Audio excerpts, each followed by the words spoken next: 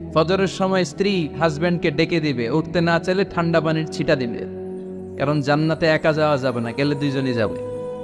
কথা কয় না? দুইজনেই জান্নাতে যাওয়ার দরকার আছে না নাই? যত বেশি আপনারা আল্লাহর আনুগত্যে আগাতে পারবেন, তত আপনাদের মহাব্বত বাড়ায় দিবে কে? এই যে হাজব্যান্ড ওয়াইফের ভালোবাসাটাকে বলে লাভ পিরামিড। কি pyramid? Love pyramid, like triangle, ত্রিভুজ আকৃতি। হাজব্যান্ড ওয়াইফের ভালোবাসাটা ত্রিভুজ আকৃতি। The closer the couple comes to Allah, the closer they comes to each আদার।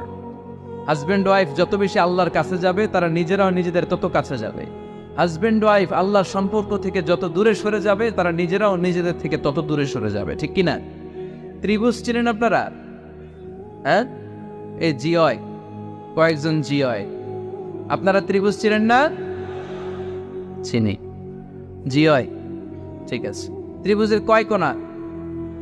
হ্যাঁ, 3 কোণা। এই যে এরকম লাভ পিরামিড, 3 কোণা।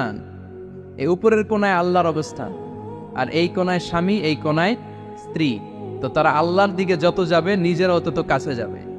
আর তারা আল্লাহর সম্পর্ক থেকে যত দূরে চলে যাবে, নিজেদের মধ্যে দূরত্ব বাড়তে থাকবে। ঠিক কিনা? পিরামিডটা বুঝতে পারছেন? ত্রিভুজ আকৃতির সম্পর্কটা লাভ পিরামিড এরকম, 3 কোণা। উপরের কোণায় থাকে আল্লাহ, এদিকে স্বামী, এদিকে স্ত্রী। তারা যদি আল্লাহর কাছে উভয়ে যেতে চায়, উভয়ে কাছাকাছি আসতেছে না? কথা বলেন না কেন? আর আল্লাহর আনুগত্য আবাদত থেকে দুইজন যদি দূরে সরে যায়, তাহলে দুজনের দূরত্ব বাড়িয়ে দেয় কে? এজন্য স্বামী হবে স্ত্রীর সহযোগী, সহকর্মী। নামাজের সময় একে অপরকে ডেকে দিবেন, মোবাইলে অ্যালার্ম দিয়ে রাখবেন। স্বামী স্ত্রীরে ডাকেন, স্ত্রী স্বামীরে ডাকেন। স্বামী স্ত্রীকে কোরআন তেলাওয়াত শোনাবেন, স্ত্রী স্বামীরে কোরআন তেলাওয়াত শোনাবেন। ফ্যামিলিটারে জান্নাতি ফ্যামিলি বানায় দিবে কে? তাহলে এই 5টার দায়িত্ব কালেকটিভ রেসপন্সিবিলিটি, স্বামীর উপরও বর্তায়, স্ত্রীর উপরও বর্তায়। এগুলো মেনে চললে দাম্পত্য জীবন সুখকর করে দিবে কে? মনোযোগ আছে?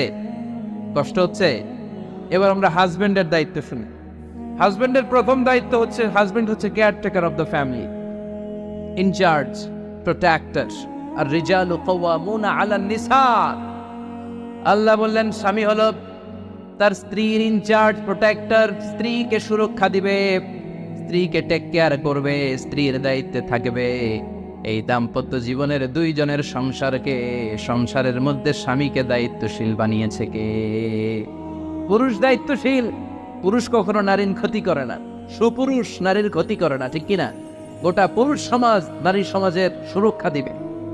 যেগুলো নারীকে একান্তে পেলে রেপ করে, যে ঢাকা বিশ্ববিদ্যালয়ে একটা রেপের ঘটনা ঘটছে না, যে এই বেয়াদবটা এই কাজ করেছে, এটা কি পুরুষ না কুপুরুষ?